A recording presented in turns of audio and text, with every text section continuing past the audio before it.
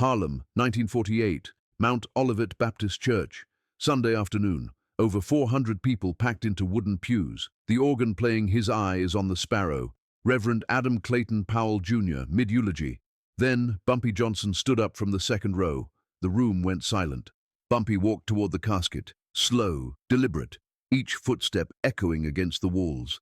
The organ stopped. The preacher stopped. 400 people held their breath.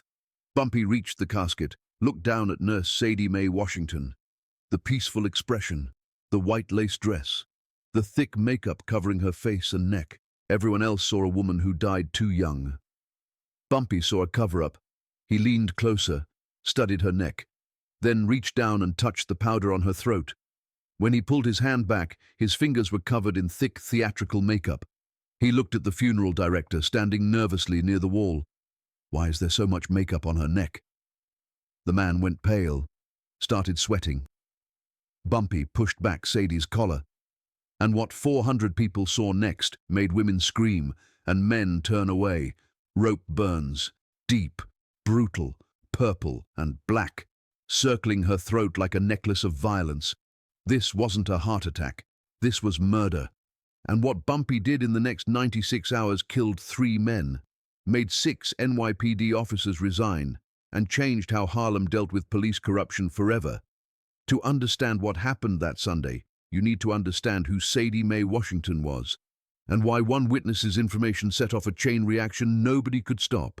September 1948, Harlem was a place where black families worked 2 jobs to survive, where you knew your neighbors, where community wasn't just a word, it was survival. And Nurse Sadie May Washington was the heart of that community. Sadie was 30 years old, born September 14, 1918 on 139th Street. Her mother, Dorothy Washington, took in laundry for 6 years just to put her through nursing school at Lincoln Hospital. Sadie graduated in 1941, top of her class. By 1948, she'd delivered over 300 babies at Harlem Hospital, worked the night shift for 7 years straight, never missed a single day, never married either. When people asked why, she'd smile and say, "Harlem's my family. These babies are my babies." Every Sunday, she sang soprano in the church choir. Every Friday, she visited the elderly on her block, bringing soup, checking blood pressure, sometimes just sitting and listening. People loved her, not celebrity love, real love. The kind you feel for someone who saved your child's life, who held your hand when you were scared, who showed up when nobody else did. Sadie had one weak spot, though. Her younger brother, Marcus Washington. Marcus was 28, Sadie's opposite in every way. She was disciplined, focused, selfless. Marcus gambled, drank, jumped from job to job. By 1947, he'd burned every bridge in Harlem. So he moved to New Haven, Connecticut, told Sadie he'd found work at the docks. What he really found was a poker table and a loan shark named Vincent Maroney. January 1948, Marcus borrowed $800. Maroney charged 20% interest, compounded monthly. By March, Marcus owed $1,052 and couldn't pay. Maroney sent his men. Marcus disappeared into upstate New York. Didn't tell Sadie, didn't tell his mother, just vanished. By September, 6 months later, with accumulated interest, Marcus owed over $2,000. Maroney didn't care about excuses. He wanted his money. And if Marcus wouldn't pay, Maroney would find someone who would. He found Sadie. But here's what most people didn't know. Sadie May Washington wasn't just some nurse in Harlem. She was family to Bumpy Johnson. Winter, 1926. Sadie was 8 years old. Bumpy Johnson was 24, running numbers for Madame Stephanie St. Clair. One night, he got into a knife fight with a rival crew, 3 deep cuts across his ribs. He stumbled into an alley on 139th Street, bleeding out. He knew hospitals meant cops, and cops meant prison. That's when 8-year-old Sadie found him. She ran home, got her mother. Together, they dragged Bumpy into their apartment, stitched him up with sewing thread and iodine, hid him for 4 days until he could walk again. Bumpy never forgot that little girl. Over the next 28 years, he made sure Sadie's family never wanted for anything. When her father died, Bumpy paid for the funeral. When Sadie needed money for nursing school, Bumpy gave it, no interest, no strings. To Harlem, Sadie May Washington was an angel. To Bumpy Johnson, she was family. Real family. And family. You don't touch. Monday, September 6, 1948. Vincent Maroney drove from New Haven to Harlem. With him, Tommy Riachi and Frank Caliber, his best muscle. They parked across from Sadie's apartment on 141st Street, Monday night. Tuesday, Wednesday morning. They watched, waited, saw Sadie leave for work, come home, no Marcus. By Wednesday afternoon, Maroney was done waiting. If the brother won't show, we take the sister. Wednesday night, September 8th, 1948, 11:32 p.m. Sadie had just finished a 14-hour shift at Harlem Hospital. Another nurse had called out sick. She was exhausted. 2 blocks from her apartment, a blue Buick pulled up beside her. Connecticut plates, 3 white men inside. Maroney rolled down the window. "Hey, you Sadie Washington?" Her instinct screamed danger. "Who's asking?" "Your brother Marcus owes me money. 2 grand. I'm here to collect." Her stomach dropped. "I don't know where Marcus is. I haven't seen him since March." Maroney smiled. Not friendly. A wolf smile. "Then I guess you'll have to pay his debt." Ricci opened the back door fast, grabbed her before she could run. She screamed, once, loud and high-pitched. Then his hand clamped over her mouth. She fought, kicked, scratched his face. He threw her into the back seat. Caliber hit the gas. The car disappeared into the night. Across the street, 3rd-floor window, Mrs. Ella Brooks was sitting in her armchair. She suffered from insomnia. Most nights she sat by her window from 10 p.m. to 2 a.m., just watching the street, watching her neighborhood. She saw everything. The blue Buick that had been parked there for 3 days. The same 3 white men. The car pulling up beside Sadie. The grab. Sadie's scream. The car speeding away. Mrs. Brooks jumped up, heart pounding.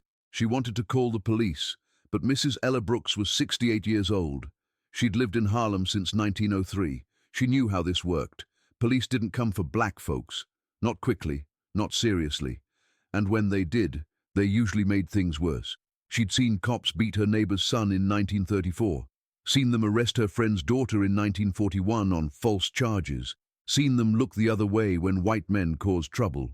So instead, she grabbed a pencil and envelope from her kitchen drawer, and she wrote, "License plate number, Connecticut, blue Buick, 3 white men, time 11:32 p.m., September 8th, 1948, location 141st Street, grabbed Sadie Washington." She folded the paper and put it in her Bible.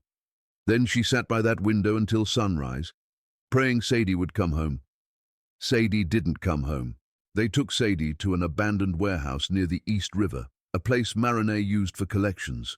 Inside, they tied her to a chair. "Where's your brother?" "I don't know. Please.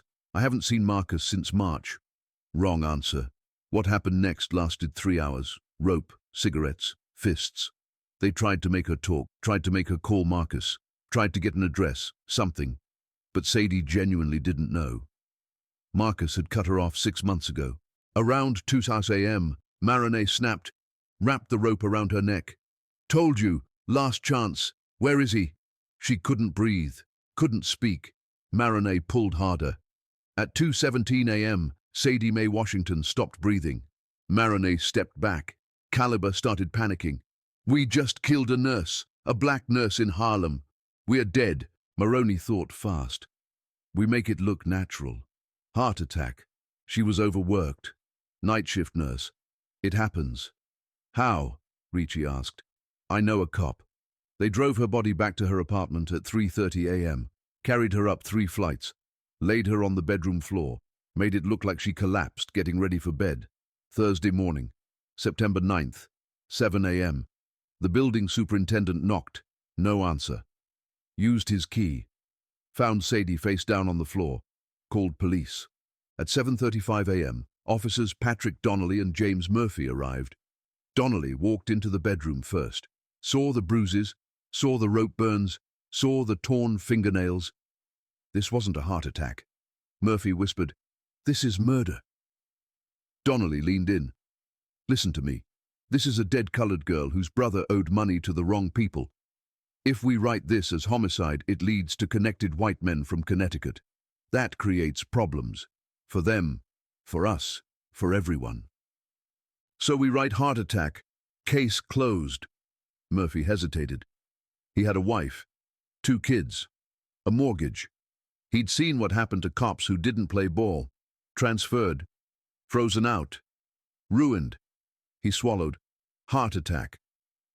That afternoon, Donnelly met Marinay in a Bronx diner, collected $1,000 cash, then went to the funeral director, told him to cover everything. Heavy makeup. No questions. Case number 482614. Cause of death. Cardiac arrest. Status. Closed. Sunday afternoon, Mount Olivet Baptist Church. Over 400 mourners. Sadie's mother sobbing in the front row. The choir singing. Then Bumpy Johnson stood up. And you already know what happened next. He walked to the casket, touched her neck, pulled back makeup. Rope burns. The church exploded into screams. Women crying, men cursing. Bumpy didn't yell, didn't scream, didn't make a speech. He just stood there, staring. Because now he knew. And when Bumpy Johnson knew something, Harlem knew something was about to happen. Friday night before the funeral, Mrs. Ella Brooks walked 6 blocks to Small's Paradise.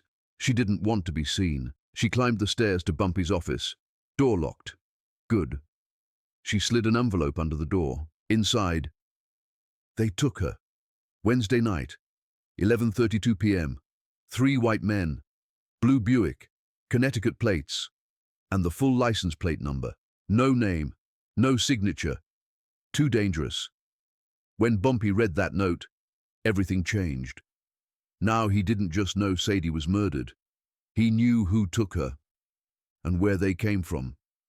And that meant this wasn't street business anymore. This was war. Bumpy didn't go to the police. Why would he? The police already lied. Instead, he went to work. Within 6 hours, he had the car tracked. Connecticut plates, New Haven registration, Vincent Marinay. By nightfall, Bumpy knew where Marinay ate, where he slept, where he kept his money, where his men operated. But Bumpy didn't rush. He planned. First, he went after the system. He sent word through Harlem. Any cop connected to Patrick Donnelly, frozen out. No tips, no cooperation, no protection. Then he went after Marinay's pipeline. Numbers runners stopped delivering. Protection money dried up. Marinay's business started bleeding. 2 days later, Tommy Riachi was found dead behind a warehouse in Queens. Blunt force trauma. No witnesses. Next morning, Frank Caliber was pulled out of the East River, hands tied, gunshot wound to the back of the head. Still no witnesses. Marinay panicked, tried to leave New York, didn't make it past Harlem. He was found in the trunk of his own Buick, license plate still on.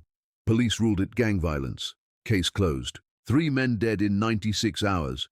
But Bumpy wasn't done. Now came the cops. Bumpy had Mrs. Brooks' note. He had witness accounts.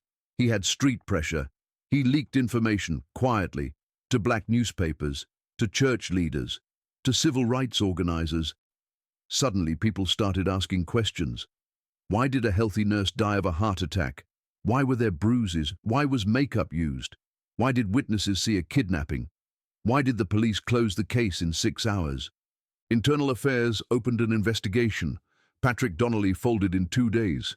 He admitted to taking the bribe, named his supervisors, named his network. 6 NYPD officers resigned. 2 more were fired. The department quietly changed how deaths in black neighborhoods were investigated, not out of morality, out of fear, because Harlem had just watched what happened when justice didn't show up. Bumpy did. Sadie May Washington was reclassified as a homicide victim. Her death certificate changed. Her mother got the truth, even though it broke her heart all over again. Mrs. Ella Brooks never came forward publicly, but Bumpy made sure her rent was paid for life. Groceries delivered weekly. Heat bills covered every winter. No explanation, no thanks. Just protection. And Harlem never forgot. Because Sadie wasn't a gangster, she wasn't in the streets, she wasn't dirty. She was a nurse, a daughter, a neighbor, a woman who saved lives, and someone thought they could erase her, but they forgot one thing. Bumpy Johnson doesn't forget family. They called it suicide. They called it natural causes. They called it a heart attack. But Bumpy Johnson touched her neck, and 400 people saw the rope burns. And for once, Harlem got justice.